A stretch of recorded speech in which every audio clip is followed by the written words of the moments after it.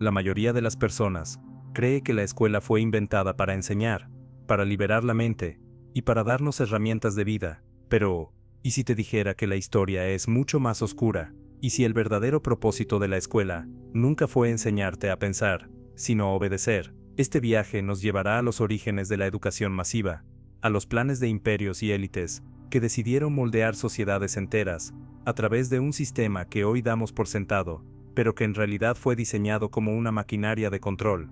Cuando pensamos en la educación, solemos imaginar aulas, pupitres, profesores y libros de texto, pero los orígenes de la enseñanza son mucho más antiguos y, en muchos casos, completamente diferentes a lo que hoy entendemos por escuela. En las primeras civilizaciones, aprender no era un derecho universal, ni una obligación social, era un privilegio reservado a unos pocos. En Mesopotamia, por ejemplo, el aprendizaje de la escritura cuneiforme estaba restringido a los escribas, una élite que dominaba el conocimiento y lo ponía al servicio de reyes y templos. El que sabía escribir controlaba la memoria de la civilización, podía registrar leyes, impuestos, conquistas y transacciones comerciales. No se enseñaba para liberar, sino para preservar el poder. En Egipto, la situación era similar. Los hijos de los nobles y sacerdotes accedían a la instrucción, mientras que la gran mayoría del pueblo permanecía en la ignorancia. Aprender a leer los jeroglíficos no era una herramienta de crecimiento personal, sino una marca de clase social. La educación estaba diseñada para fortalecer la jerarquía, no para romperla. La élite controlaba la cultura, y la cultura controlaba al pueblo. Más tarde, en Grecia, surgió una visión diferente. Filósofos como Sócrates, Platón y Aristóteles hablaban de la educación como un camino hacia el autoconocimiento y la virtud. Sócrates enseñaba a través del diálogo, cuestionando creencias y desafiando a los jóvenes a pensar por sí mismos. Platón, en la República, soñaba con una educación que formara ciudadanos capaces de gobernar con sabiduría. Sin embargo, esa visión filosófica nunca se masificó, estaba reservada a una élite de jóvenes varones libres. El pueblo, los esclavos y las mujeres quedaban fuera de ese mundo de ideas. En Roma, la educación fue aún más instrumental. Se enseñaba retórica a los futuros políticos, leyes a los juristas y disciplina a los soldados. Era un sistema enfocado en mantener el poder del imperio y garantizar la obediencia a la autoridad. La educación era vista como un adiestramiento para servir a Roma, no como un proceso de emancipación personal.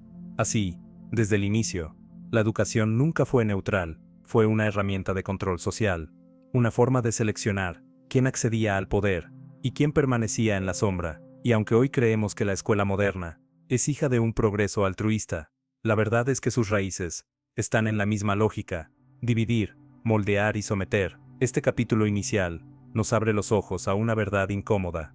El sistema educativo no nació para liberar a todos, sino para privilegiar a unos pocos. El verdadero origen de la escuela moderna no se encuentra en Atenas ni en Roma, sino en un lugar mucho más reciente y menos romántico: el Imperio Prusiano. A comienzos del siglo XIX, tras sufrir derrotas militares humillantes frente a Napoleón, Prusia entendió que necesitaba más que armas y estrategias. Necesitaba un pueblo disciplinado, obediente y predecible. Los generales prusianos concluyeron que la improvisación, el libre pensamiento y la falta de disciplina eran debilidades fatales en el campo de batalla. La solución fue ingeniosa y siniestra a la vez: diseñar un sistema de educación que produjera soldados obedientes, trabajadores dóciles y ciudadanos que aceptaran la autoridad sin cuestionarla. Así nació la educación obligatoria prusiana, una maquinaria perfectamente diseñada para moldear la mente desde la infancia. Aulas con filas de pupitres replicaban el orden militar. El maestro se convertía en la figura de mando absoluto. Los timbres que marcaban el inicio y el fin de las clases simulaban la rutina de los cuarteles. La memorización sustituyó al razonamiento crítico, porque lo importante no era pensar, sino repetir. El objetivo era claro: formar cuerpos disciplinados y mentes uniformes, capaces de responder a la voz de mando sin vacilar. Los prusianos sabían que un ejército se construye mucho antes de la guerra. Por eso diseñaron un sistema en el que todos los niños, independientemente de su origen social, pasaban por las mismas rutinas de obediencia. Sin embargo, había una diferencia crucial: no todos recibían la misma educación. A los hijos de la élite se les enseñaba filosofía, literatura y ciencias avanzadas. A los hijos del pueblo, lo básico: leer, escribir y contar, suficiente para ser útiles, pero no lo bastante como para cuestionar a sus gobernantes.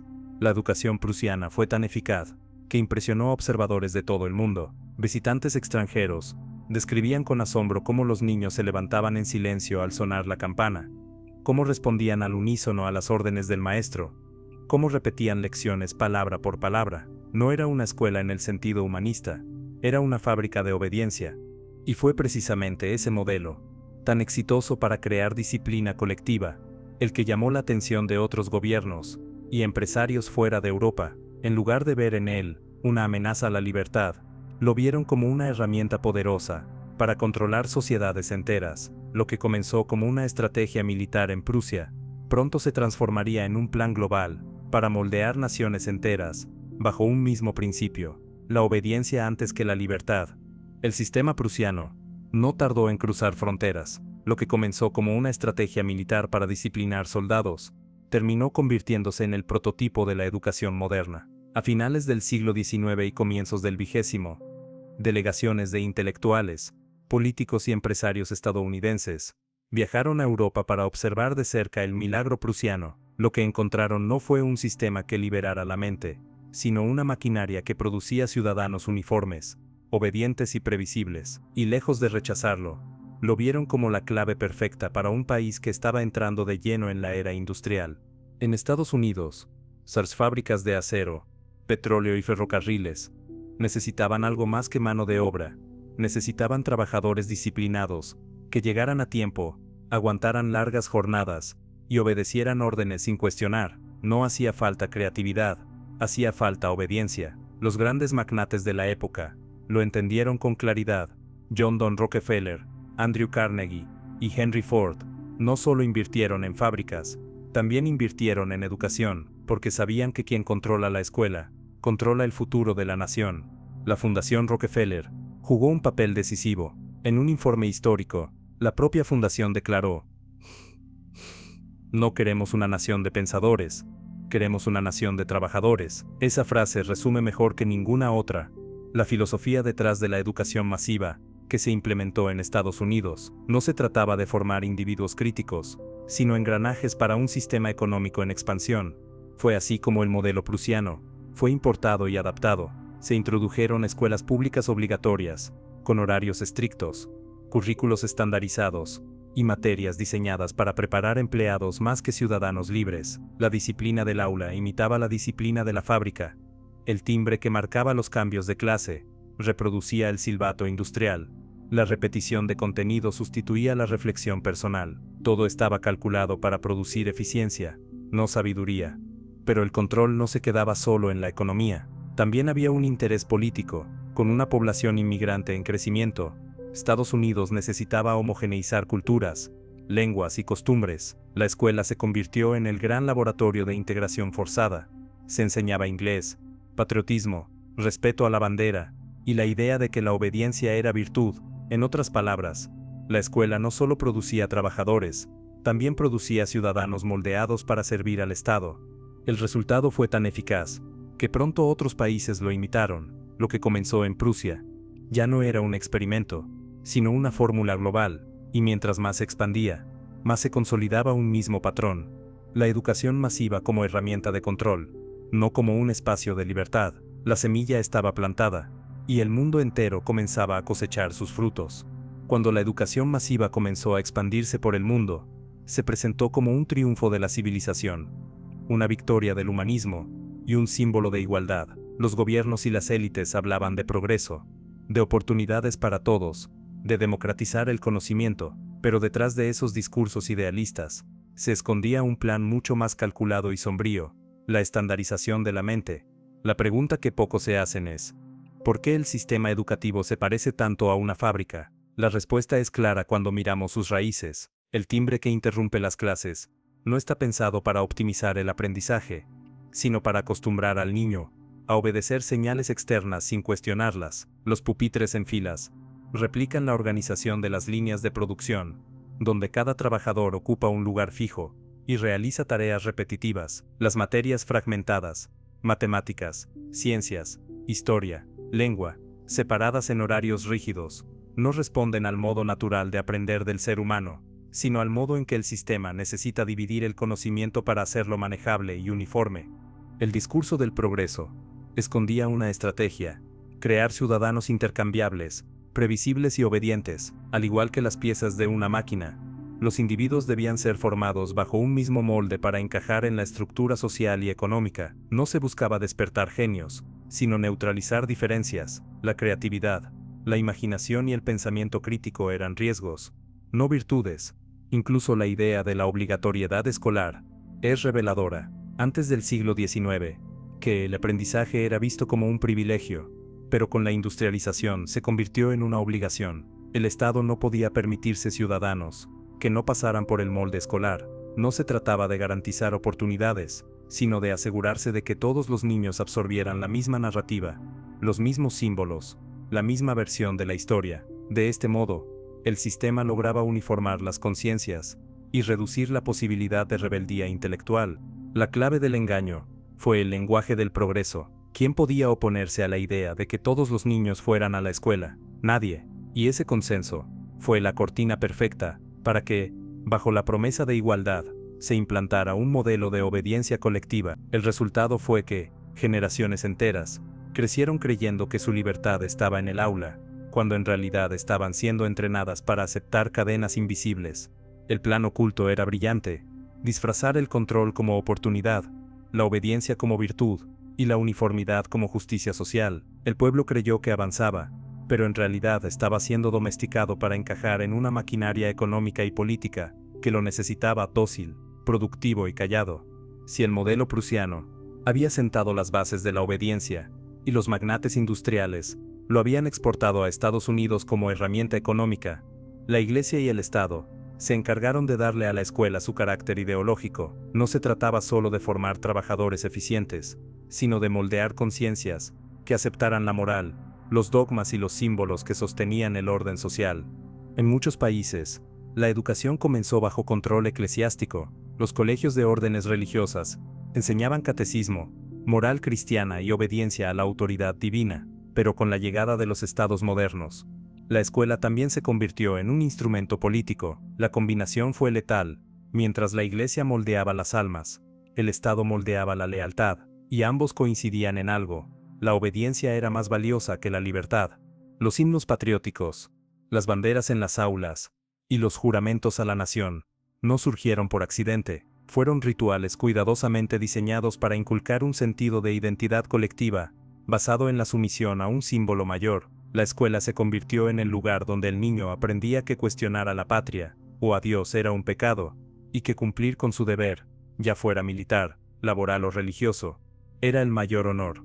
En Europa, tras las guerras y revoluciones, los gobiernos entendieron que la educación era la mejor herramienta para forjar ciudadanos nacionalistas. En América Latina, los estados republicanos copiaron ese modelo, adaptándolo a sus propias necesidades: consolidar gobiernos jóvenes y mantener al pueblo bajo una narrativa unificadora. Así, en nombre de la unidad nacional, las escuelas enseñaban historias oficiales que glorificaban a héroes patrios y ocultaban las injusticias sociales. La Iglesia, por su parte, encontró en la educación una forma de mantener su poder en una sociedad cada vez más laica.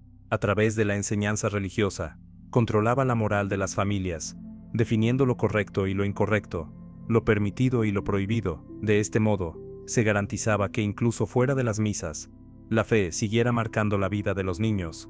El resultado fue un modelo en el que la obediencia tenía dos guardianes: el altar y la bandera. Ambos se reforzaban mutuamente para mantener al pueblo alineado con el orden social. La escuela no era un espacio de descubrimiento libre, sino un campo de entrenamiento ideológico, donde los niños aprendían a venerar símbolos y a temer la disidencia.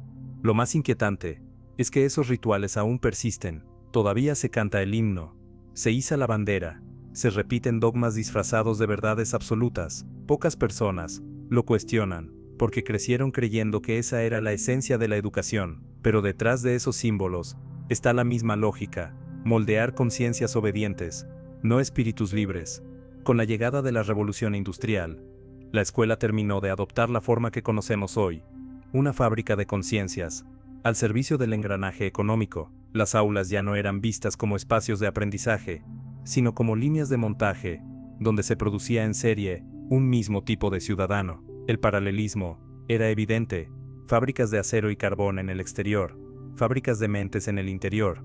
Cada aspecto del diseño escolar respondía a esa lógica industrial. El timbre marcaba el inicio y fin de la jornada, tal como el silbato lo hacía en las fábricas. Los pupitres en fila imitaban la cadena de producción, donde cada obrero ocupaba un lugar fijo. Los horarios fragmentados en materias replicaban la división del trabajo, donde nadie veía el producto completo, solo su parte asignada. Y los exámenes estandarizados cumplían la misma función que los controles de calidad: medir si el producto cumplía con los requisitos del sistema. La mente humana fue reducida a una máquina que debía aprender a memorizar, repetir y obedecer. En lugar de cultivar creatividad, se entrenaba para seguir instrucciones. En lugar de desarrollar pensamiento crítico, se premiaba la sumisión. Se moldeaban individuos que sabían leer y escribir lo suficiente para trabajar, pero no lo bastante como para cuestionar. Como si fueran engranajes, todos debían ser intercambiables y funcionales. Los grandes industriales celebraban este sistema porque garantizaba un flujo constante de trabajadores dóciles y previsibles. Henry Ford lo resumió con crudeza: quiero un par de manos, no un hombre completo. La escuela ayudaba a producir justamente eso: brazos y mentes al servicio de la máquina, pero desprovistos de espíritu crítico. El lenguaje del progreso seguía siendo la máscara perfecta. Se decía que la educación masiva era un triunfo de la democracia, cuando en realidad era un triunfo de la estandarización. Bajo la promesa de igualdad, se entrenaba a millones de niños para encajar en un sistema que no buscaba liberarlos, sino utilizarlos. La industrialización de la mente no solo preparó trabajadores, también moldeó consumidores. A través de manuales, libros de texto y publicidad escolar, se introducía la idea de que el éxito personal consistía en trabajar duro, obedecer reglas y consumir lo que el mercado ofrecía. El ciclo quedaba cerrado. La escuela creaba obreros que producían y al mismo tiempo consumidores que mantenían viva la máquina económica. Así, el aula se convirtió en una prolongación de la fábrica, y al igual que las máquinas de vapor y las cadenas de montaje, el sistema escolar fue perfeccionando su capacidad de uniformar, controlar y domesticar. Lo que alguna vez pudo ser un espacio de descubrimiento, se transformó en una maquinaria invisible que moldeaba a cada generación para perpetuar el orden industrial. La maquinaria educativa no podía depender del azar ni de la inspiración de cada maestro. Si el objetivo era moldear mentes uniformes, había que diseñar un sistema que garantizara que todos los niños aprendieran lo mismo, de la misma manera y en el mismo tiempo. Así nació la estandarización del conocimiento. A finales del siglo XIX, comenzaron a consolidarse los currículos nacionales, programas rígidos que determinaban qué debía enseñarse en cada grado, en cada asignatura y en cada escuela. La idea parecía noble: asegurar que todos los estudiantes tuvieran igualdad de oportunidades mediante un contenido unificado. Sin embargo, en la práctica, lo que se implantó fue un mecanismo de control que limitaba la libertad de pensar. Los profesores dejaron de ser guías creativos para convertirse en repetidores de un manual. Los exámenes estandarizados se convirtieron en el gran filtro. No importaba la capacidad de reflexión, la imaginación o la sensibilidad artística de un niño. Lo único que contaba era su habilidad para memorizar datos y reproducirlos en una hoja de respuestas. El talento se redujo a cifras, a puntajes, a porcentajes. El individuo se transformó en un número dentro de una estadística nacional. El lenguaje de la estandarización se disfrazaba de progreso. Se decía: ahora podemos medir la calidad educativa.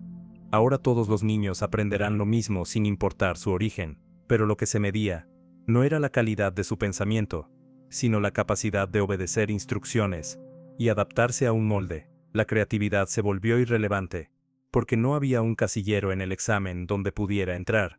Este proceso también sirvió para consolidar narrativas oficiales. La historia enseñada en las escuelas no era la historia completa, sino la versión conveniente para los gobiernos. Se exaltaban héroes nacionales, se glorificaban guerras justas, se ocultaban injusticias sociales, y se eliminaban voces disidentes. Al estandarizar qué leer, qué escribir y qué recordar, los estados aseguraban un pueblo con la misma memoria, y por tanto, con la misma visión del mundo. La diversidad intelectual, la diferencia de pensamiento, el debate filosófico, todo fue sustituido por la repetición de un canon preestablecido. En nombre de la igualdad, se eliminó la pluralidad. En nombre de la justicia, se silenciaron voces. Lo que parecía un avance pedagógico era en realidad un cerrojo invisible para la mente. El resultado fue devastador.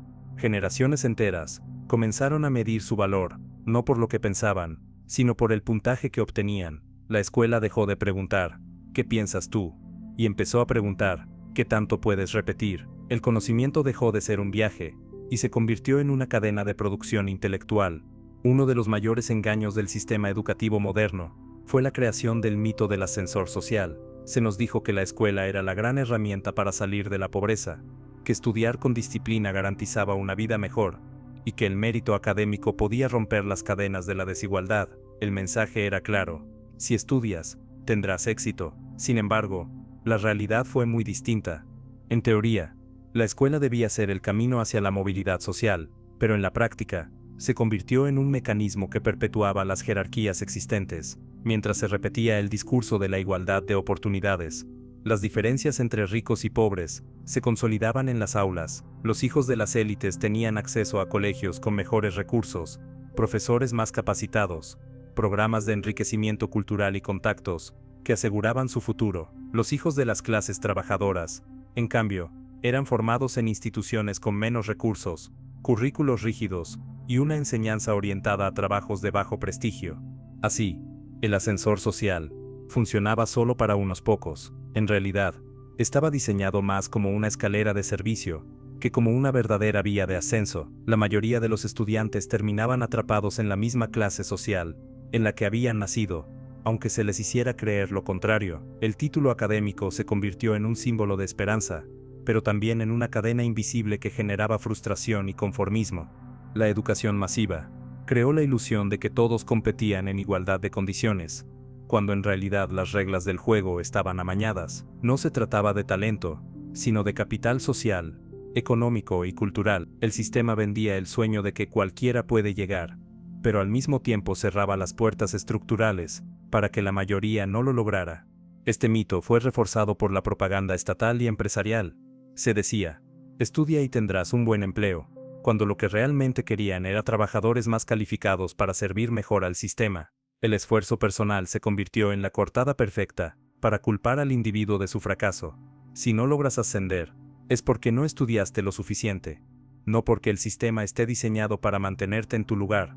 Lo más doloroso es que esta ilusión aún persiste. Millones de familias hacen sacrificios enormes convencidas de que la educación formal será la llave de la prosperidad, pero detrás de ese sacrificio, el sistema sigue reproduciendo la desigualdad bajo una máscara de meritocracia. La escuela no derriba las barreras sociales, las disfraza, y mientras tanto, el ascensor social sigue siendo más un mito que una realidad.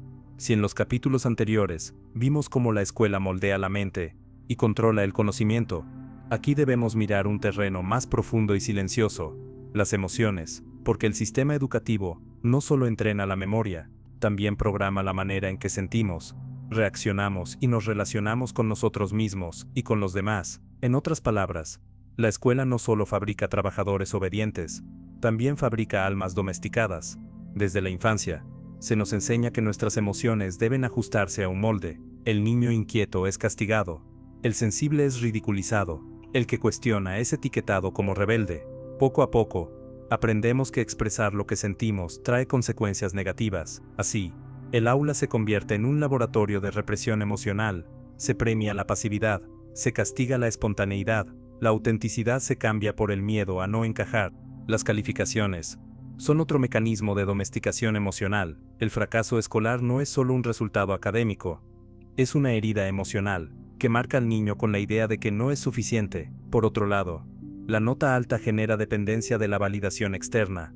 El estudiante aprende a sentirse valioso solo cuando otro lo aprueba. De este modo, la autoestima queda atada a la calificación y no al verdadero crecimiento interior. Incluso la competencia entre estudiantes refuerza esta domesticación. En lugar de fomentar la cooperación y la empatía, el sistema nos enseña a ver al otro como un rival. Desde pequeños, se nos acostumbra a medir nuestro valor en relación al del compañero. Esa lógica de comparación constante instala en el corazón emociones de ansiedad, envidia, frustración y miedo al error.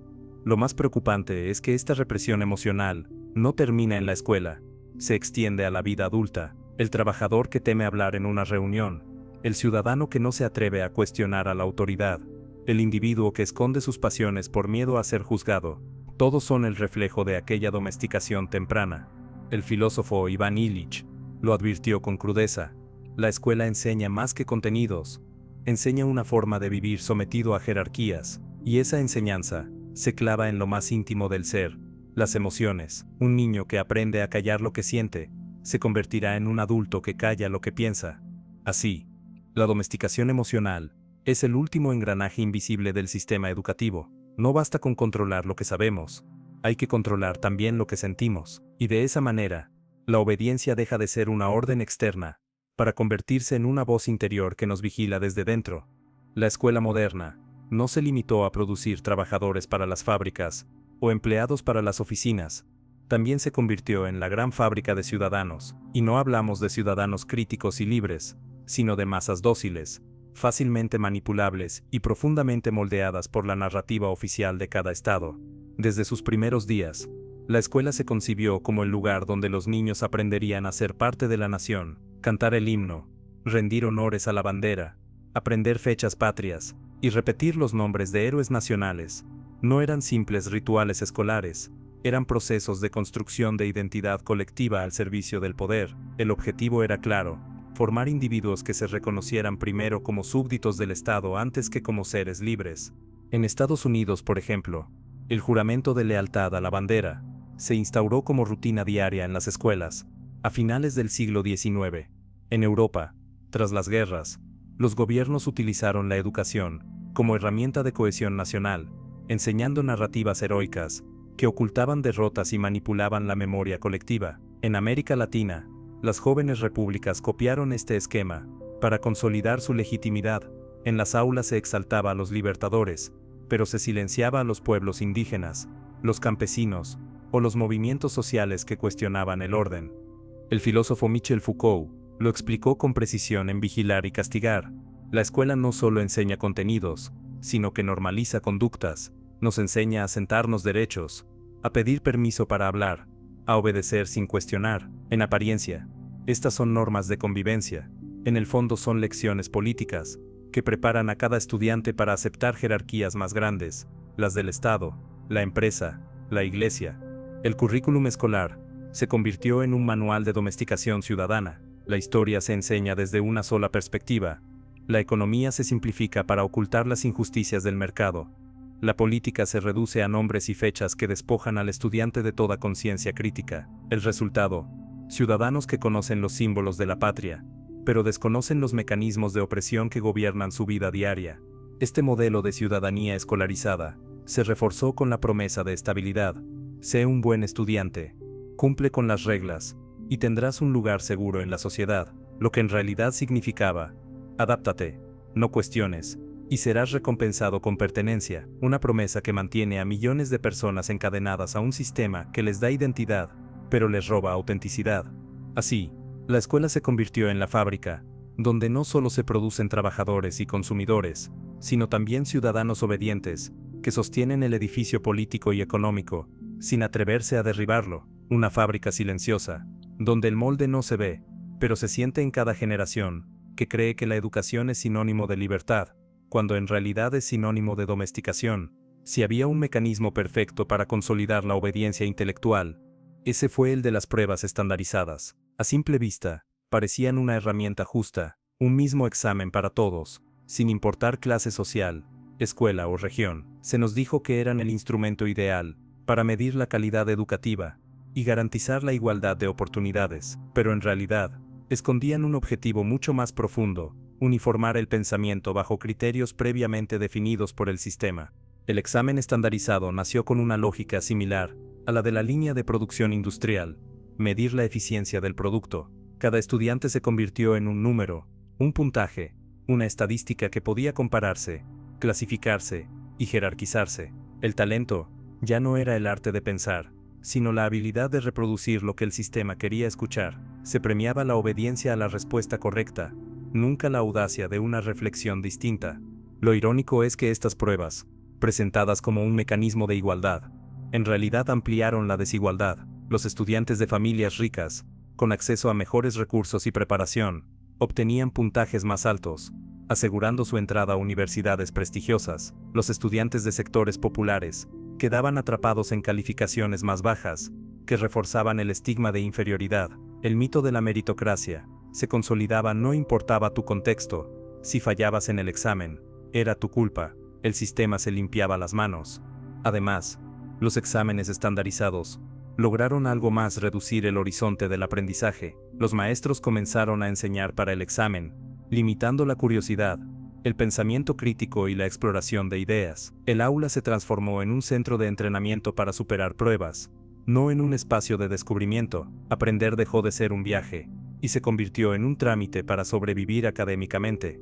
La paradoja es brutal: mientras más se estandariza, menos se educa, se mide lo uniforme y se castiga lo diverso. El niño creativo, el joven que cuestiona, la mente que se sale del molde, todos ellos quedan marginados, porque la hoja de respuestas no tiene espacio para lo inesperado. Así, lo que parecía igualdad era en realidad control. Las pruebas estandarizadas no midieron talento, midieron obediencia, no midieron inteligencia, midieron capacidad de adaptación, y bajo el discurso de la justicia educativa, lograron consolidar un ejército global de estudiantes que aprendieron a medir su valor en números, no en ideas. El resultado es visible hasta hoy: generaciones enteras atrapadas en la ansiedad de los puntajes, confundiendo éxito con calificación, sin darse cuenta de que, en el fondo, la estandarización fue diseñada no para liberar, sino para domesticar. Con el avance del capitalismo industrial, y luego del capitalismo financiero, la educación dejó de presentarse como un derecho, y se convirtió en un producto. El título académico pasó de ser un símbolo de aprendizaje a transformarse en una moneda de cambio dentro del mercado laboral. El conocimiento dejó de importar por sí mismo. Lo que valía era el papel firmado, el sello, el diploma enmarcado en la pared. Este fenómeno creó lo que podríamos llamar la economía del título. Las universidades y colegios se transformaron en proveedores de credenciales, mientras los estudiantes se convertían en clientes que pagaban por un certificado que acreditara su valor en el mercado. Ya no se estudiaba para comprender el mundo, se estudiaba para conseguir un empleo. El saber dejó de ser un fin y se convirtió en un medio, subordinado a las reglas del capital. Los estados reforzaron este sistema al exigir títulos para casi cualquier ocupación. El mensaje era simple: si no tienes diploma, no existes. Incluso oficios que durante siglos habían sido transmitidos por experiencia y práctica quedaron bajo el dominio de credenciales académicas. Así, el papel se volvió más importante que la habilidad, y la persona más importante que el ciudadano. Se convirtió en un expediente evaluado por su certificación. Este mercado del título generó una carrera interminable. Ya no bastaba con un diploma de secundaria, hacía falta uno universitario, luego un posgrado, después un doctorado, una escalera infinita, donde cada peldaño costaba más dinero y más años de vida. Y cuanto más se expandía esta industria, más se endeudaban las familias, convencidas de que invertir en educación era el único camino hacia la prosperidad. Pero la paradoja era cruel. La inflación de títulos no generó abundancia de oportunidades, sino saturación. Millones de graduados comenzaron a descubrir que, a pesar de sus diplomas, el mercado laboral no los esperaba con brazos abiertos. El desempleo juvenil y la sobrecualificación se volvieron la norma. El título, que debía ser garantía de éxito, se transformó en una trampa económica y psicológica. Jóvenes endeudados, frustrados y atrapados en trabajos que no necesitaban ninguna de las credenciales que habían comprado. La escuela y la universidad se aliaron así con el mercado para alimentar un círculo vicioso: prometer movilidad social, cobrar por esa promesa, y luego producir trabajadores reemplazables. La educación dejó de ser un bien común y se transformó en una mercancía más, con su propia lógica de oferta y demanda. Lo más inquietante es que en este modelo, el valor del título no depende del conocimiento real, sino de la escasez artificial. Cuantos más diplomas circulan, menos valen. Y así, el sistema se asegura de que nunca baste con lo que ya tienes. Siempre necesitarás otro curso, otro posgrado, otra certificación. Una rueda sin fin, que convierte la educación en un negocio multimillonario y a los estudiantes en consumidores perpetuos. La economía del título marcó el punto de inflexión. El aula ya no era un templo del saber, sino un mercado disfrazado de santuario. y lo que alguna vez pudo ser un derecho universal, se convirtió en el lujo más caro y engañoso de nuestra era. Si en los primeros capítulos vimos cómo la escuela surgió como una herramienta de control en Prusia, y luego se convirtió en mercancía en la era industrial, ahora debemos observar el paso final, su globalización. Lo que empezó como un experimento en un reino europeo terminó expandiéndose a cada rincón del planeta, bajo el discurso de modernización, progreso y competitividad internacional. A lo largo del siglo XX, especialmente después de la Segunda Guerra Mundial, la educación pasó a ser una prioridad en la agenda de organismos internacionales, como la UNESCO, el Banco Mundial, la OCDE y el FMI, bajo la promesa de reducir la pobreza y nivelar el conocimiento. Comenzaron a imponer estándares globales, que en realidad, estandarizaban las mentes. Se trataba de crear un lenguaje universal de obediencia, en el que todos los países, desde los más pobres hasta los más desarrollados, adoptaran los mismos currículos, pruebas y modelos de enseñanza. Las pruebas internacionales como PISA, Programa para la Evaluación Internacional de Estudiantes, son el mejor ejemplo. Gobiernos enteros comenzaron a medir su calidad educativa, según los resultados de estas evaluaciones, adaptando sus políticas para mejorar puntajes en matemáticas, lectura y ciencias. Lo que parecía una herramienta para comparar, en realidad se convirtió en un mecanismo de presión que obligaba a cada nación a someterse a un mismo molde. La diversidad cultural, las pedagogías ancestrales y las realidades locales fueron invisibilizadas frente a un ranking global que redujo la educación a números en una tabla. Detrás de esta globalización educativa, también estaban los intereses económicos. Empresas editoriales multinacionales comenzaron a monopolizar la producción de libros de texto y materiales didácticos. Corporaciones tecnológicas vieron en la digitalización escolar un mercado gigantesco, promoviendo plataformas que recopilan datos masivos de millones de estudiantes. Así, la escuela no solo estandarizó el conocimiento, también abrió una nueva vía de control económico y político. La paradoja es que esta globalización se vendió como una promesa de justicia. Se dijo que todos los niños del mundo tendrían acceso a la misma calidad de educación, pero lo que se impuso fue un modelo diseñado en oficinas alejadas de la realidad de los pueblos. La educación dejó de ser un reflejo de las culturas locales para convertirse en un producto enlatado, replicado en masa bajo el mismo guión. El resultado es un planeta entero, aprendiendo las mismas narrativas, repitiendo las mismas fórmulas, y creyendo en la misma idea de progreso, pero en el fondo, lo que se construyó fue un pensamiento homogéneo global, una humanidad entrenada para encajar en los engranajes de un sistema económico que necesita consumidores previsibles y trabajadores intercambiables.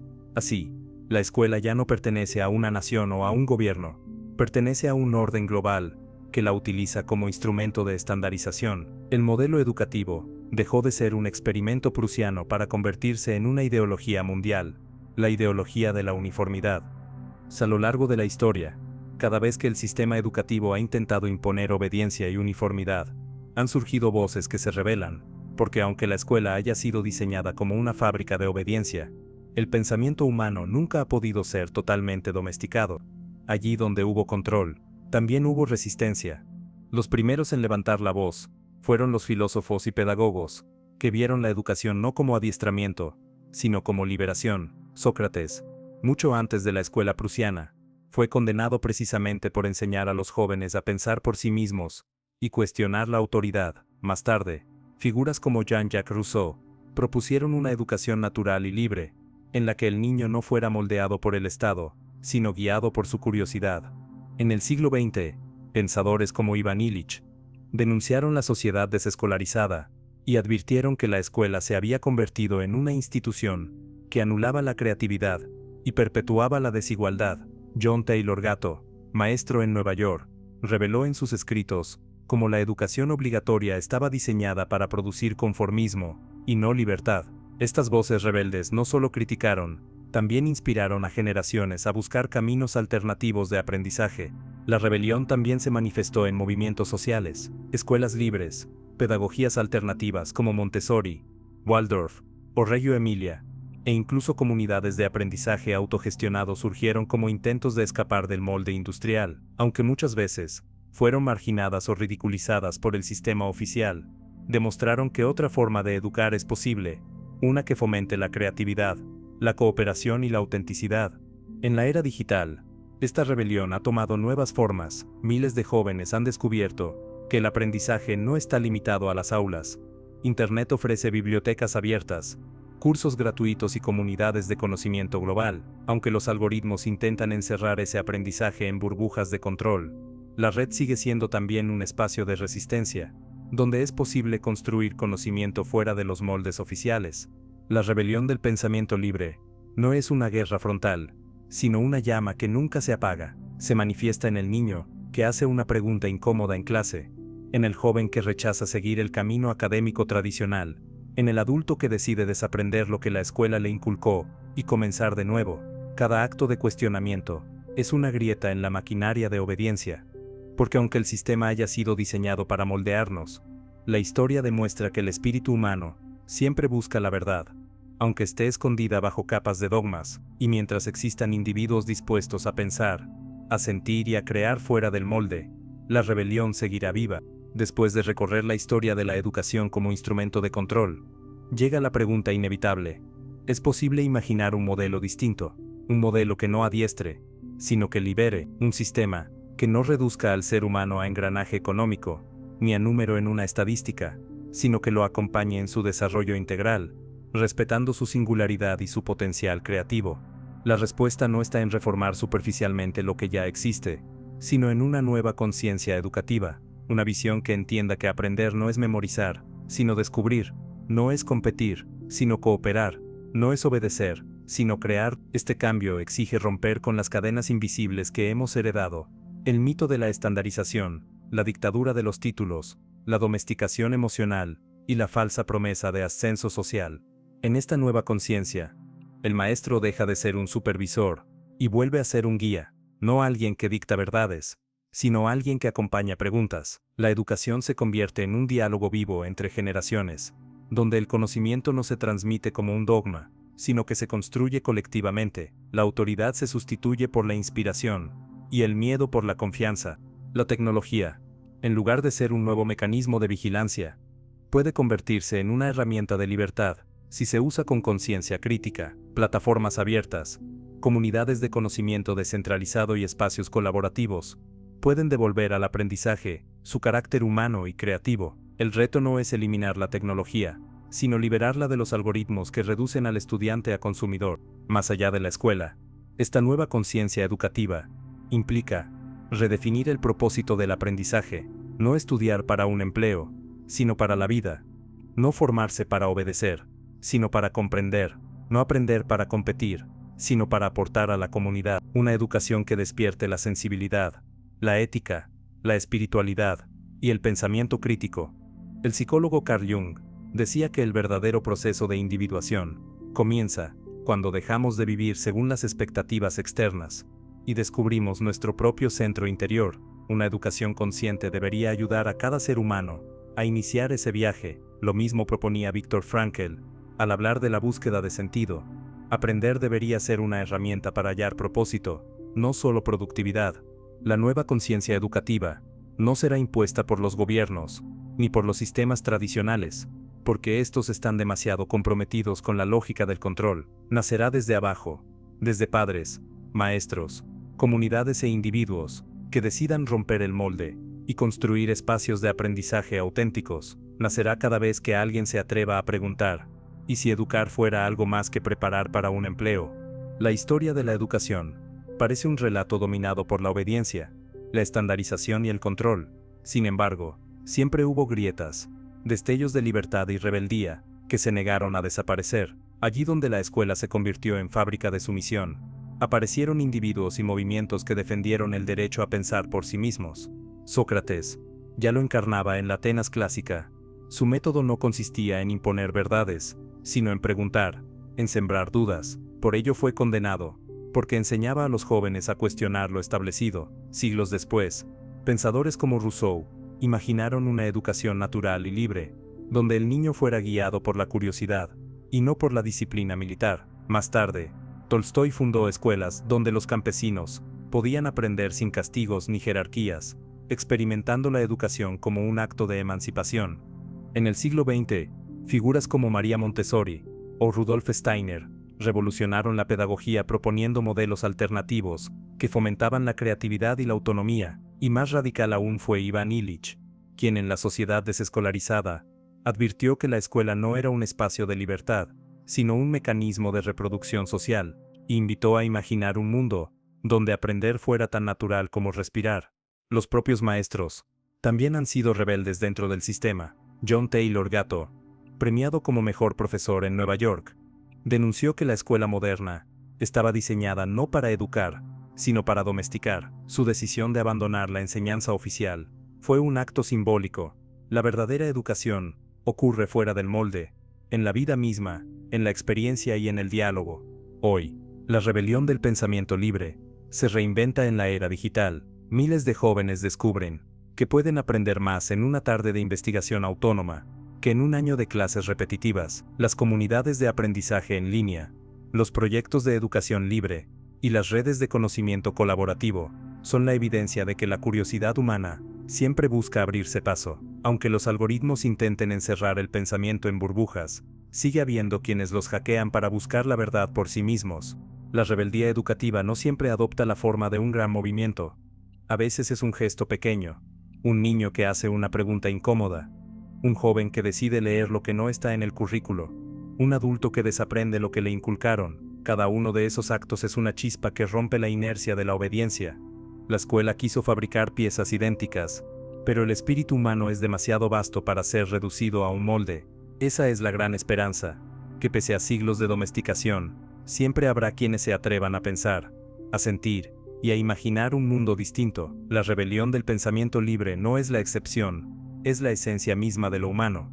Después de recorrer siglos de control, obediencia y estandarización, llegamos a un punto crucial, el momento de imaginar un nuevo paradigma educativo, porque si la escuela moderna nació como herramienta de domesticación, el reto de nuestro tiempo es construir un modelo que despierte conciencias, que libere en lugar de someter, que forme seres humanos completos, y no simples engranajes de un sistema económico.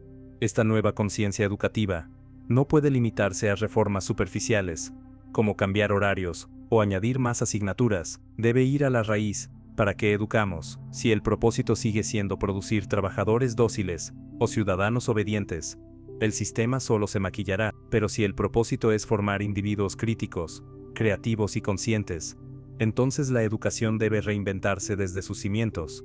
En esta visión, el maestro deja de ser un transmisor de dogmas y se convierte en un acompañante de procesos vitales. Su autoridad no radica en imponer respuestas, sino en sostener preguntas. Su rol no es disciplinar, sino inspirar. El aula deja de ser una prisión de pupitres en fila y se transforma en un espacio de diálogo, de exploración, de creación conjunta.